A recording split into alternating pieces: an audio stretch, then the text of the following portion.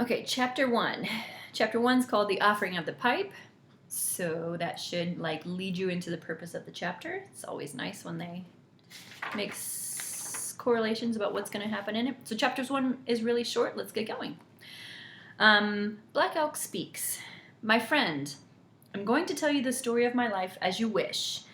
And if it were only the story of my life, I think I would not tell it. For what is one man that he should make much of his winters, even when they bend him like a heavy snow? So many other men have lived and shall live, that story to be grass upon the hills. Okay, a lot just happened in a tiny little section. Always. Sorry, not sorry. Okay, so first of all, here they are, they're getting ready to tell it. And before he even starts telling his story, like his purpose of those two getting together, he says, if it were just the story of my life, I think I wouldn't tell it. Because what is one man that he should make so much of his winters, his years, even when they bend him like a heavy snow? That's beautiful. If the years are bending you like the snow, like it breaks roofs sometimes, like the years have made it hard for you. So many other men have lived and shall live, that story to be grass upon the hills. So many people live their life and they die, and their stories are just They're the same story. There's probably people around the world who are doing the same life, per se, as you. What makes you special? And he's saying, there's nothing special about me. I'm just a nobody. But my story is not just about me. It's about everyone. And that's why I'm telling this story. Not because it's me, but because of the story itself, which is really modest. Okay, going on. It's the story of all life that is holy and is good to tell, and of us two-leggeds sharing in it with the four-leggeds. I like that distinction. And the wings of the air and all green things. For these are children of one mother, and their father is one spirit. So we're getting really spiritual here. We're all children of Mother Earth, and their father is one spirit. Think of that. Interpret that as you wish. This, then, is not the tale of a great hunter, or of a great warrior, or of a great traveler, although I have made much meat in my time, and fought for my people, both as boy and man. And I have gone far and seen strange lands and men. So throughout these chapters, you will see specifically, he fought in the Battle of Little Bighorn, I think, when he was 12. He fought in the Battle of Wounded Knee. He literally fought and killed people in his lifetime, and he traveled across, probably more traveling than a lot of you have done at this age, all over Europe, all over Canada, blah, blah, blah. So he's done a lot of stuff, but this isn't the story about him doing things, although we do hear about those things. This is a story about something that happened when he was 8 and how important it is. Okay, blah, blah, blah. So I've done a lot of things, so also have many others done, and better than I. These things I shall remember by the way, and often they may seem to be the very tale itself, as when I was living in them as I was... Oh, I'm so sorry. These things I shall remember by the way, and often they may seem to be the very tale itself, as when I was living them in happiness and sorrow, like in real time. But now that I can see it all as from a lonely hilltop, like metaphorically and literally where he lives, I know it was the story of a mighty vision given to a man too weak to use it. Oh, Black Elk. Of a holy tree that should have flourished in a people's heart with flowers and singing birds, and now is withered, and of a people's dream that died in bloody snow. Okay, this is a lot right here. Think about what you want to... I think there's enough momentum in our lives now where we talk about living a purposeful life and a meaningful life and doing things that matter. We talk about bucket lists and not wanting to be to the end of our life where Black Elk is now and look back on what you've done. We want to feel satisfied. People are kind of smart enough about that now, where even if we don't make choices that are best day to day, I think we generally do try and live lives with purpose, so that by the time we are on our big lonely hills looking back at our life, we're not oh wow, I didn't do anything. So he says, this is the story of a mighty vision given to a man too weak to use it. of a holy tree that should have flourished in a people's heart with flowers and singing birds, but now is withered, and of a people's dream that died in bloody snow. So according to Black Elk's analysis of his dream, it was given to him as a gift. Does he feel like he's used it? It doesn't sound like it, does it? He sounds like he feels like the gift of a dream he was given as a child was to save his people. Did he save his people? If you look at the Native American and the Sioux Reservation right now, the population, not so great. So he personally feels a lot of guilt about that, which is so harsh. Like, come on, Black Elk, give yourself a break. But that's how he feels. Okay. But if the vision was true and mighty, as I know it is true and mighty yet, for such things are of the Spirit, and it's in the darkness of their eyes that men get lost.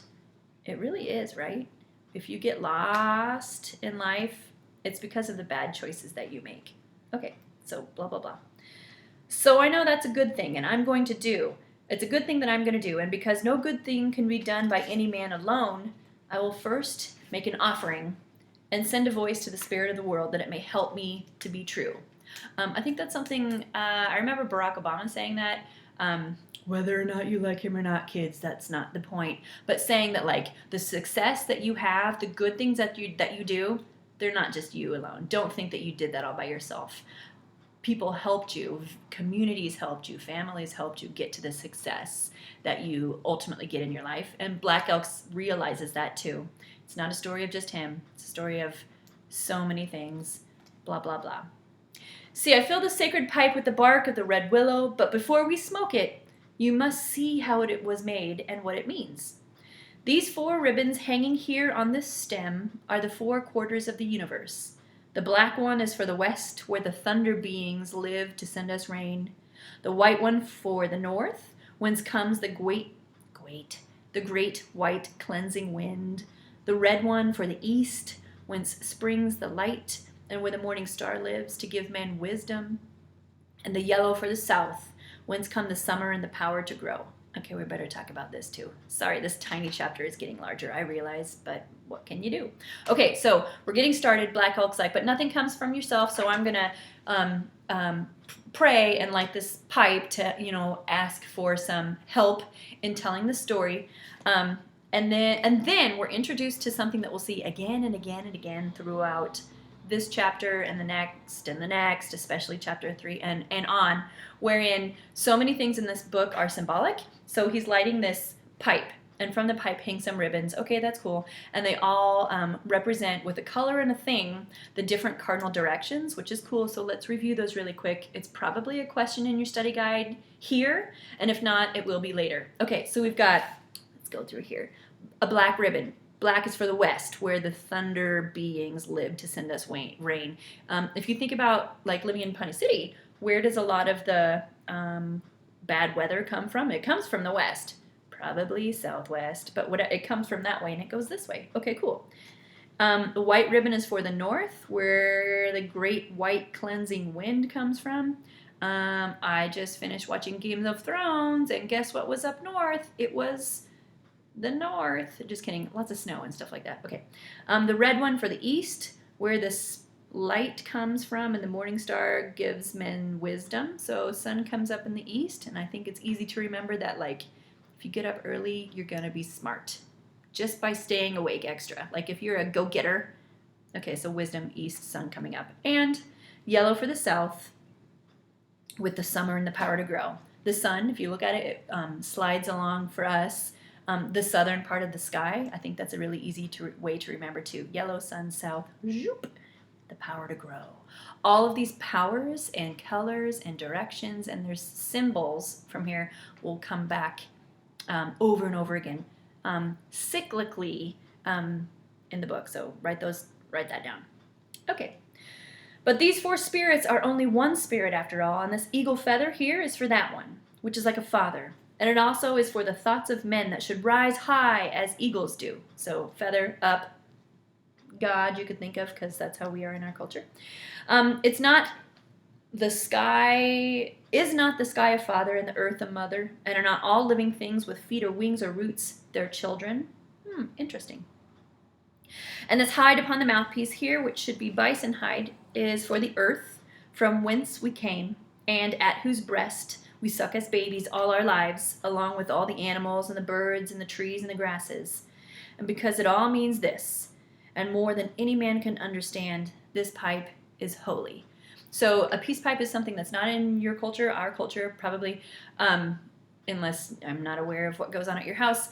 But the peace pipe has the ribbons hanging down for all of the directions, and then it talks about like the up and down, like Father in the sky, the mother of the earth, and that we like suckle at the earth's breast, meaning like all the things we get through life we get from the earth herself, which we could plug in here. Let's stop being such jerks and recycle more and stop being so dependent on fossil fuels, but we'll just save that for later.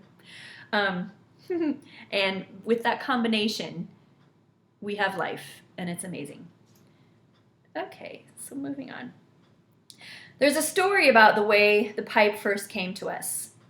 A very long time ago, they say, 2 scouts were out looking for bison, and when they came to the top of a high hill and they looked north, they saw something coming a long way off. And when it came closer, they cried out, "It is a woman!" And it was. Then one of the scouts, being foolish, scouts, dudes, had bad thoughts and spoke them. But the other said, "This is a sacred woman. Throw all your bad thoughts away." So I don't know what he said. Maybe something like, "If you smiled, you'd be prettier," or I don't know. When she came still closer, they saw that she wore a fine white buckskin dress, and their hair was very long, and that she was young and very beautiful. Good job, lady. And she knew their thoughts, and she said in a voice that was like singing, "You do not know me, but if you want to do as you think, you may come." And the foolish one went, but just as he stood before her, there was a white cloud that came and covered them. And the beautiful young woman came out of the cloud, and when it blew away the foolish man was a skeleton covered with worms. So interpret that old story as you will, but maybe don't be jerks to beautiful women that you meet in places that that you encounter them. Okay. Oh, and then begins the beginning of sections that I've kind of crossed out of here to make it a little bit faster, which I realize I'm not so fast right now. So if you're following along, great. We're going to skip to the next page. There's already a break kind of there. We'll pick it up there. And as she sang, there came from her mouth a white cloud that was good to smell. Then she gave something to the chief, and it was a pipe with a bison calf carved on one side to mean that the earth that bears and feeds us, and with 12 eagle feathers hanging from the stem to mean the sky and the 12 moons like the months. And these were tied with a grass that never breaks. "Behold," she said, "with this you shall multiply and be a good nation. Nothing but good shall come from it. Only the hands of the good shall take care of it, and the bad shall not even see it." And then she sang again and went out of the teepee. And as the people watched her going, suddenly it was a white bison galloping away and snorting, and soon it was gone. Okay, so you just heard the story of like the peace pipe that you've seen in movies, that you've heard about. This is not a marijuana pipe, as we will every year we will discuss a lot about like what were they smoking in this pipe, but it's traditionally just tobacco. But the story is, once upon a time, this lady from the clouds came and she was like, "Hey, what's up?" 2 people saw her. One was a jerk, one was not.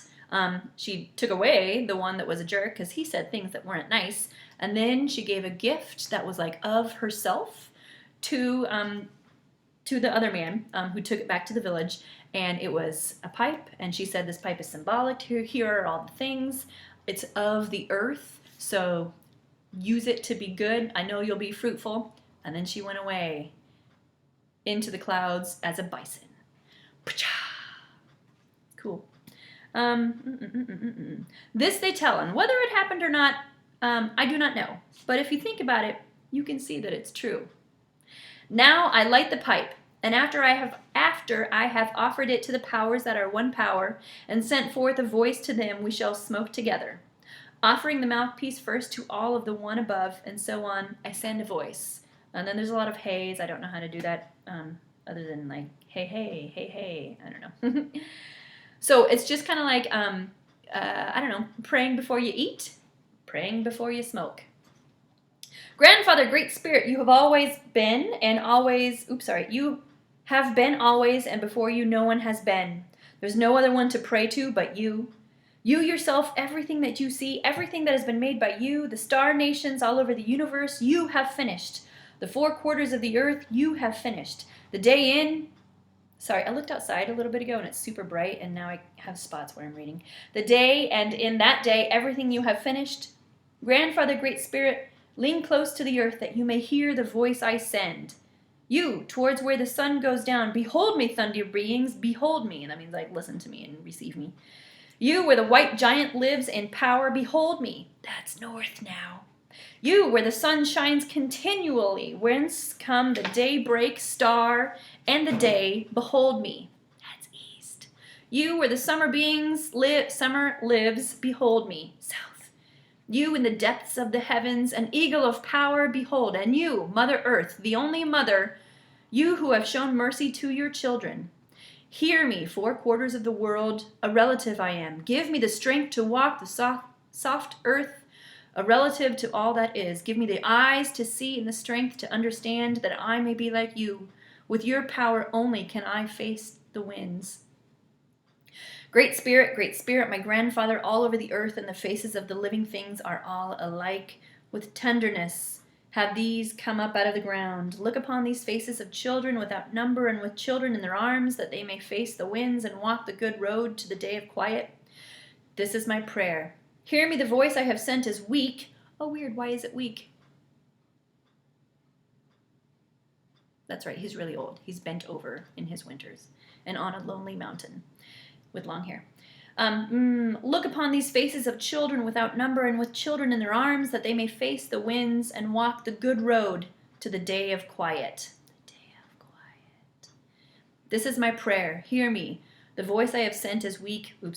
Yet with earnestness,